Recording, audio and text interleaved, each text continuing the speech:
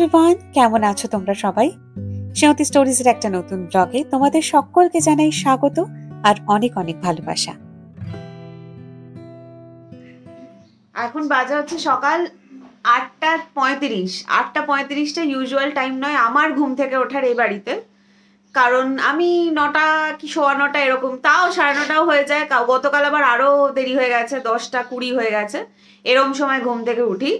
তো যার জন্য ওঠা মানে সে হচ্ছে মার দুজন সৈনিক আছে এই বাড়িতে, তাদের মধ্যে একজন।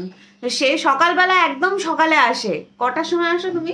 আমি 7:30। 7:30টার সময় আসে এবং আমি ঘুমিয়ে থাকি বলে সে আবার দরজায় বেল মানে বাজায় না, এরকম ব্যাপার। এটা বহুদিনের অভ্যেস, দরজায় ঠক ঠক ঠক ঠক করে কিনা আমার ঘুম ভেঙে যাবে।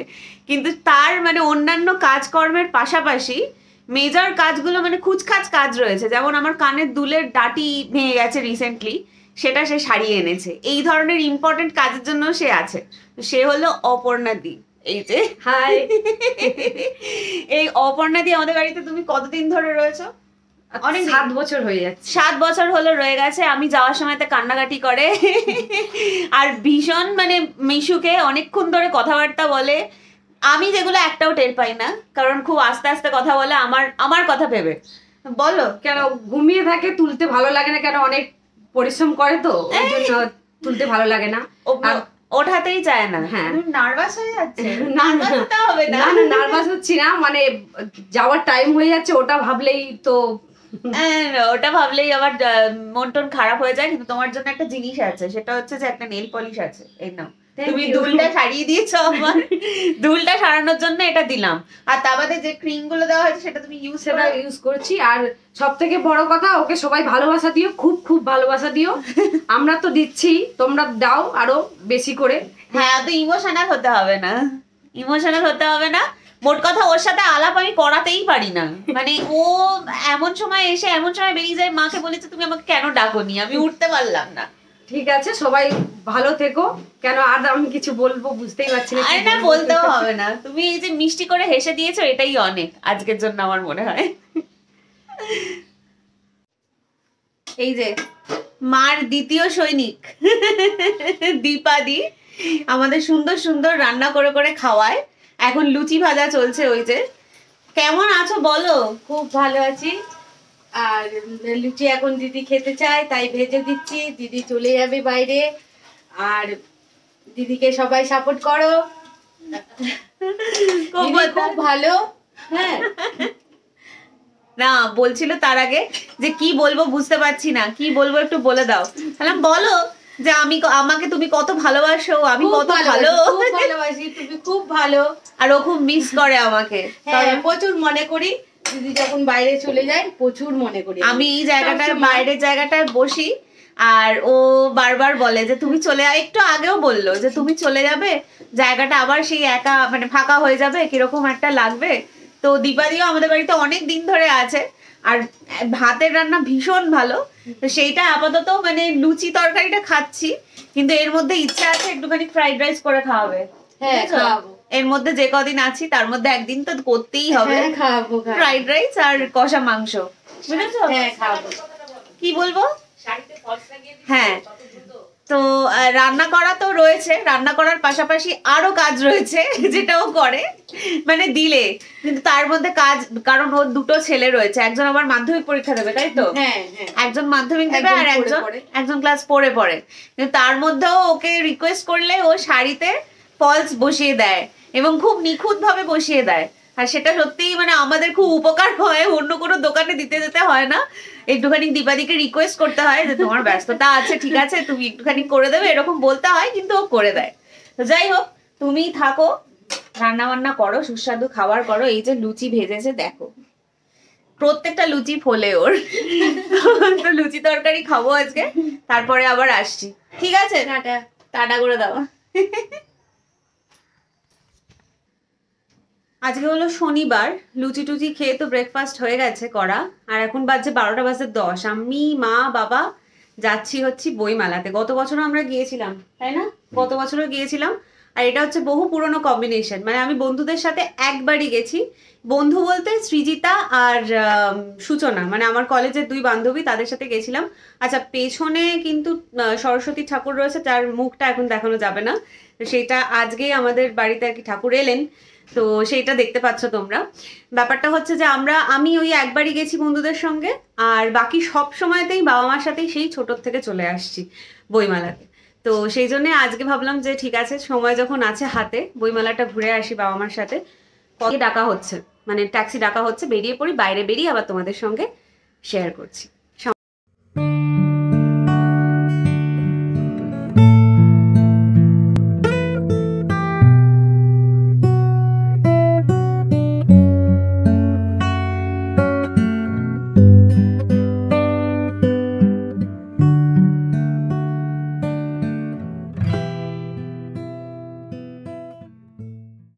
প্রতিবারের মতো এবারেও চলে এসেছি বই মেলাতে বাবা মার সঙ্গে।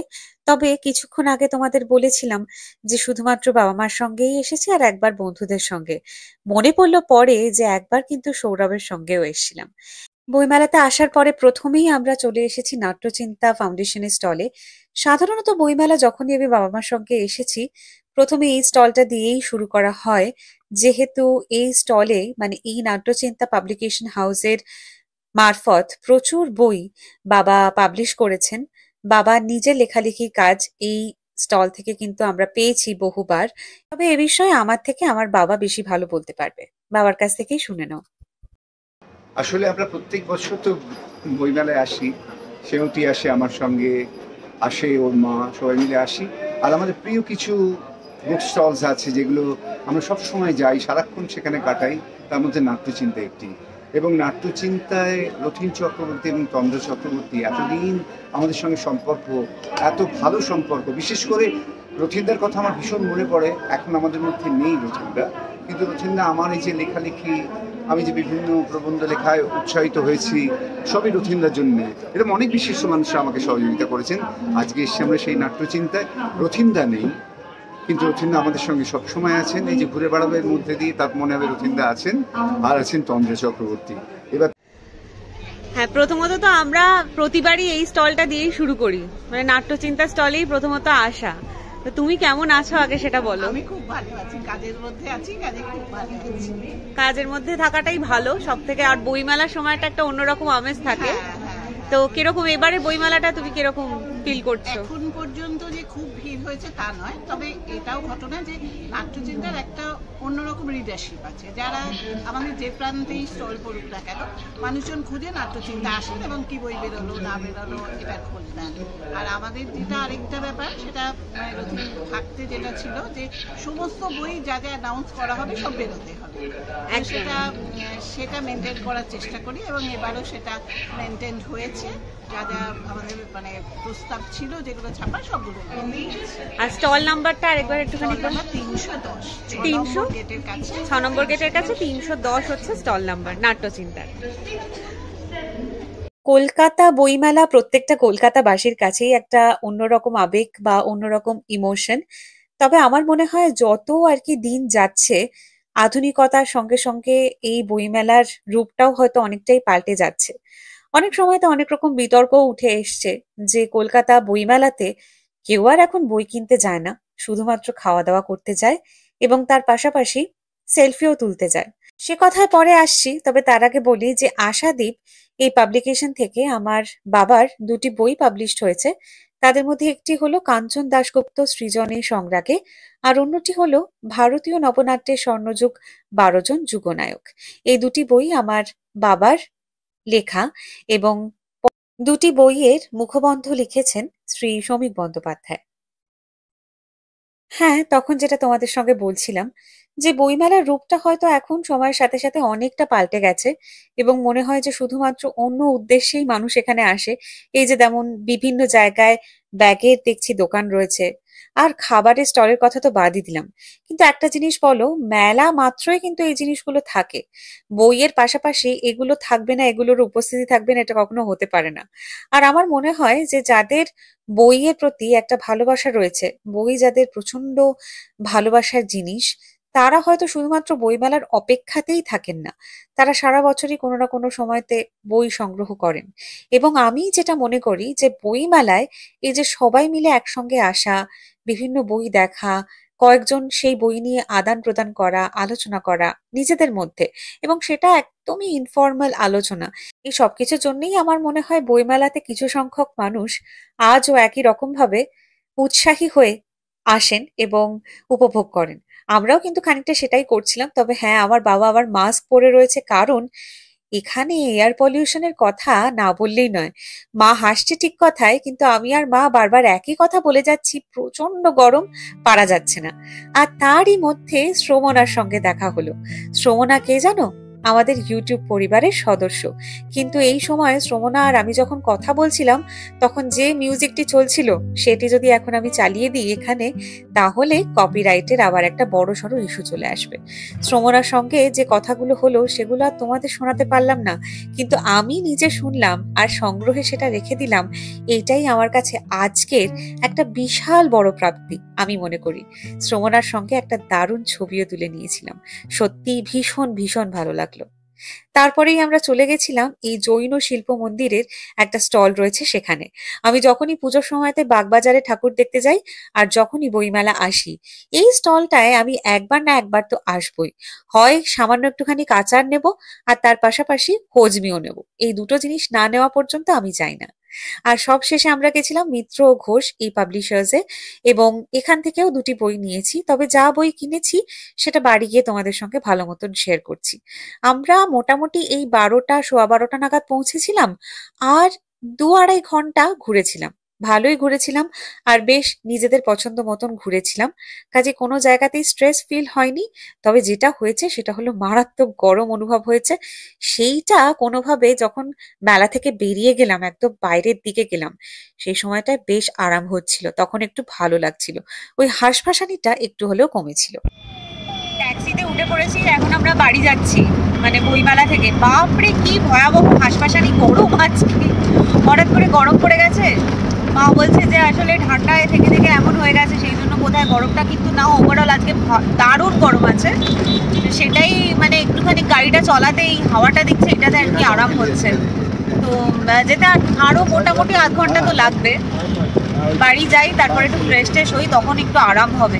প্রচন্ড মানে গরম লেগে গেছিল একটা টাইমের পরে। যাই হোক, ভালোই কেনাকাটা হয়েছে, বই কেনা হয়েছে, গিয়ে আবার তোমাদের সঙ্গে শেয়ার করবো। মা কি গো, ঠিক আছো? গরম লাগছে না? ভীষণ গরম। হ্যাঁ, এখন একটু হাওয়া দিচ্ছে, মা একটুখানি স্বস্তি পেয়েছে। সত্যিই খুব গরম। যাই হোক, বাড়ি যাই, তারপর আবার কথা হচ্ছে। বাড়ি ফিরে এসে বেশ একটুখানি রেস্ট করলাম, আর তারপরে ভাবলাম তোমাদের সঙ্গে শেয়ার করে দিই কোন কোন বই নেওয়া হলো। টোটাল বোধহয় 8খানা বই কেনা হয়েছে সর্বসাকুল্যে, মানে 3জনের এই পছন্দ মতন 8টা বই। প্রথম যে বইটি দেখালাম সেটি আমার মা পছন্দ করে কিনেছে, এবং মার বেশ ভালো লেগেছে, কারণ একদম পুরোনো দিনের লেখক লেখিকাদের লেখা রয়েছে এই বইটিতে, যেটা দেখে মার প্রচন্ড আনন্দ হলো দেখলাম। তখন ভাবলো যে না, নিতেই হবে। তার পাশাপাশি নিয়েছে মা সুনন্দ জার্নাল। মা বলল যে একসময় মা রেগুলার পড়তো।